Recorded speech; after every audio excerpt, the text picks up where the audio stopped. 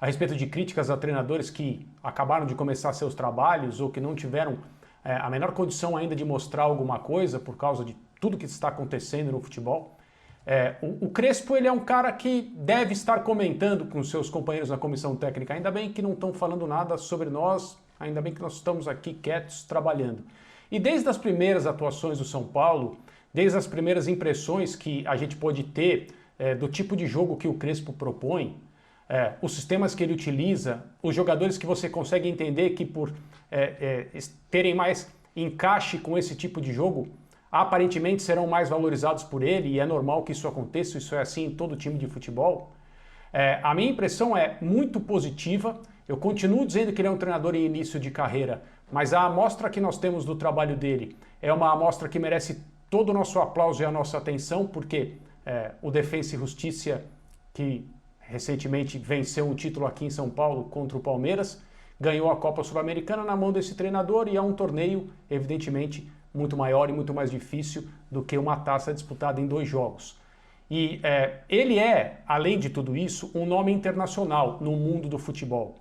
E eu quero só abordar uma coisa bem rápida que não tem nada a ver com o jogo e com nenhum jogo, mas tem a ver com a personalidade dele e o fato da gente poder conhecer um pouco mais um treinador uma pessoa do futebol desse calibre que vem trabalhar entre nós aqui no Brasil, mesmo com todas as distâncias chatas que nós temos que enfrentar hoje.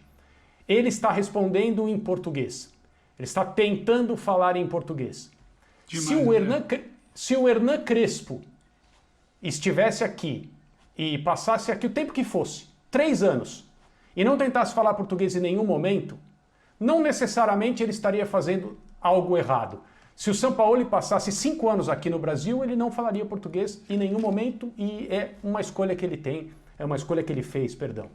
Mas no momento em que este cara deixa de responder a mais gente, porque é difícil para ele falar em português por enquanto, mas ele insiste e está tentando, eu me sinto obrigado a aplaudir e entender que isso é uma valorização do futebol brasileiro, do trabalho que ele vem fazer aqui, do São Paulo especificamente, e dele para com a própria posição de técnico do São Paulo hoje. Então eu aplaudo e agradeço.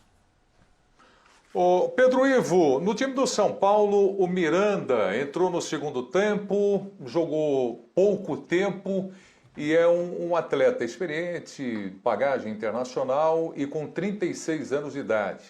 É um jogador que chega para brigar aí pela titularidade no Tricolor, Pedro?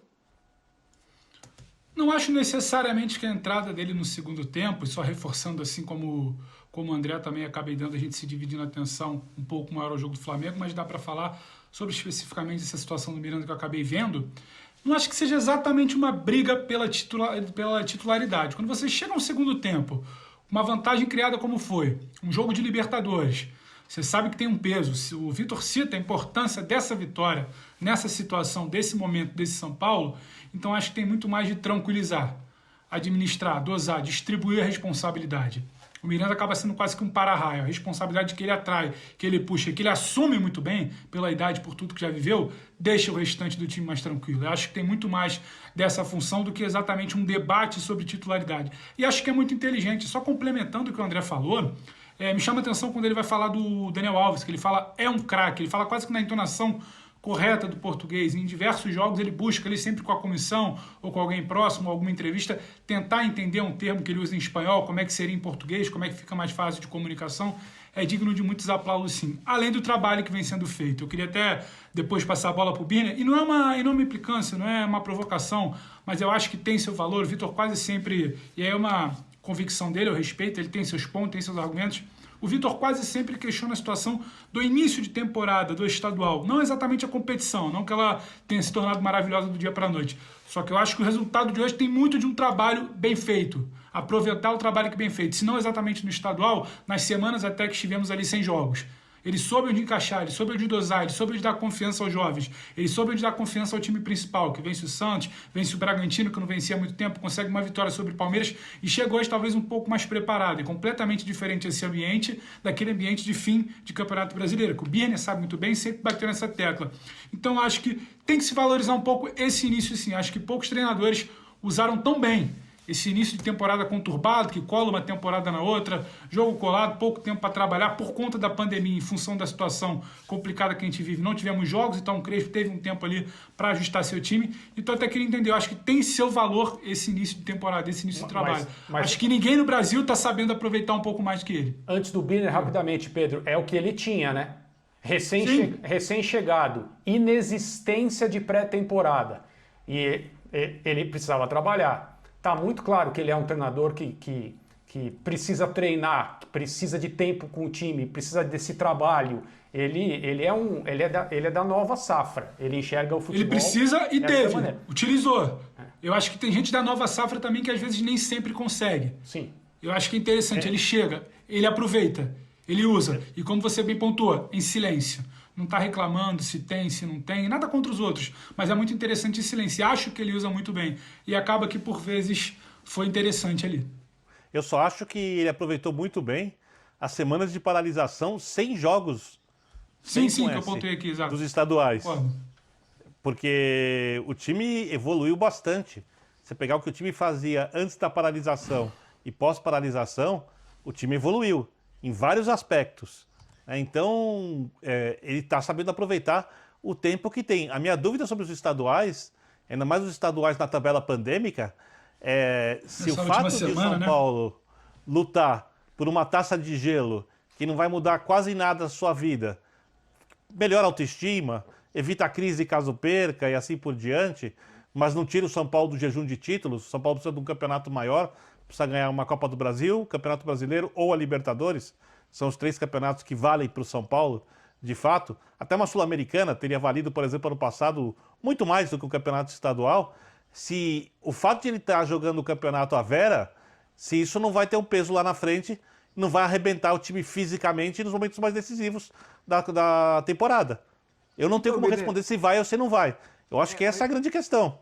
Então, mas eu acho que até nesse aspecto, cara, o jogo de hoje deixa muito claro que a Vera no campeonato estadual não é necessariamente o time que vai jogar os jogos mais importantes da temporada. Hoje você teve 2 surpresas na escalação.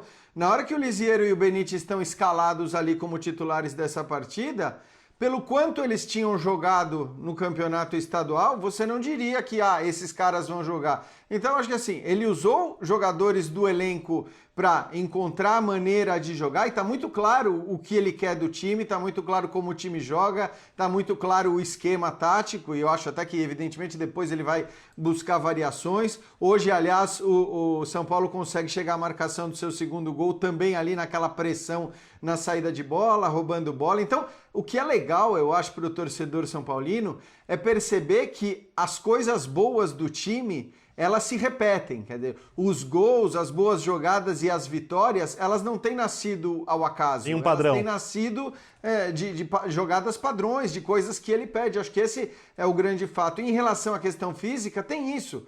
Eu acho que o Éder vai acabar sendo o titular, possivelmente, ao lado do Luciano.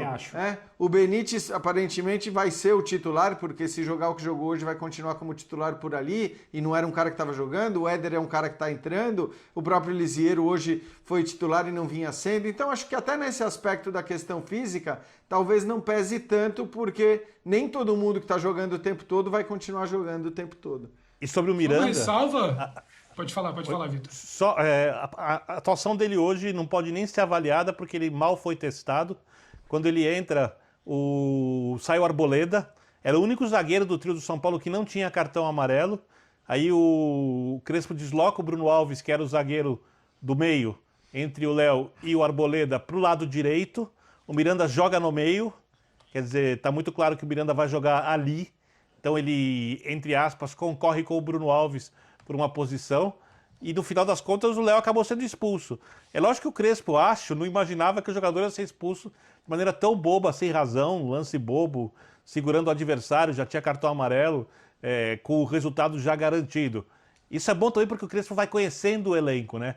Vai entendendo qual jogador tem mais maturidade e qual não tem. O Miranda contra o Guarani, mas aí com o Rodrigo e o Diego Costa como zagueiros, formando um trio que não está acostumado a jogar junto, foi mal. Hoje ele não foi testado. Né, tem que ver como ele está treinando. Dentro de campo, pelas partidas, ainda não é possível avaliar essas 2 partidas apenas e uma só com o final de jogo em campo, se o Miranda tem ou não condições nesse momento de ser titular do São Paulo. É óbvio que se tiver 70% da forma dele, Miranda, no ápice da carreira, joga sobrando na equipe. Só complementando o que eu falei aqui, ô Prieto, rapidinho para te devolver. A partir das boas notícias do destaque de hoje, a atuação do Benítez me causa curiosidade. Ao longo da temporada, para as próximas semanas, os próximos meses, o Vitor estava questionando como seria o futuro desse time, afetado ou não pelo calendário.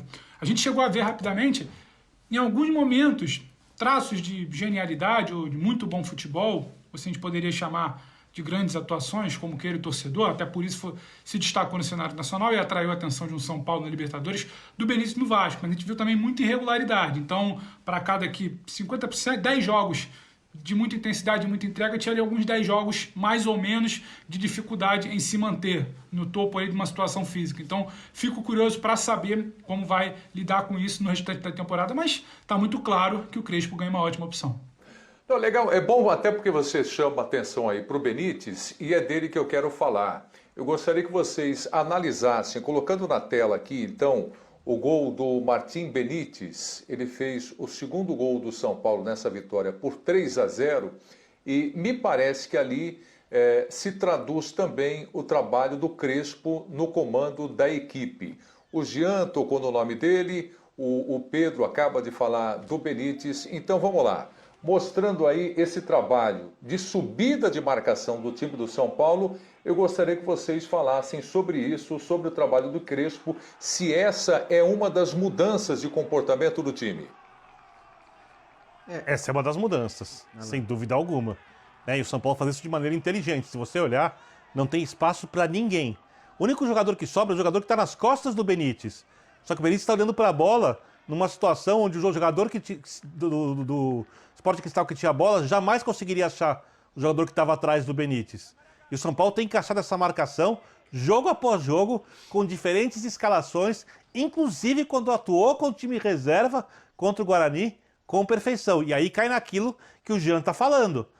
Está sendo um padrão da equipe, independentemente da mudança, jogando em 3-1-4-2, em 3-4-1-2, né? Quando o São Paulo jogou com 2 linhas de 4, no final do jogo contra o Santos, também quis pressionar, encaixou essa marcação no 4-4-2. Quer dizer, o São Paulo tem um padrão e o técnico conhece, ele sabe o que ele está fazendo, tem um método e transforma as ideias em ações em campo. Sobre o método é interessante falar, porque o fato disso estar funcionando tão cedo no trabalho é muito positivo. E é um indício de coisas melhores vindo por aí, porque lançar mão desse tipo de marcação é algo absolutamente crucial para o futebol de hoje, para times que têm objetivos como os objetivos do São Paulo. Porque essa pressão, ela não é só desses jogadores que estão mais perto da bola, ela é absolutamente coordenada por todos os jogadores do time, incluindo o goleiro.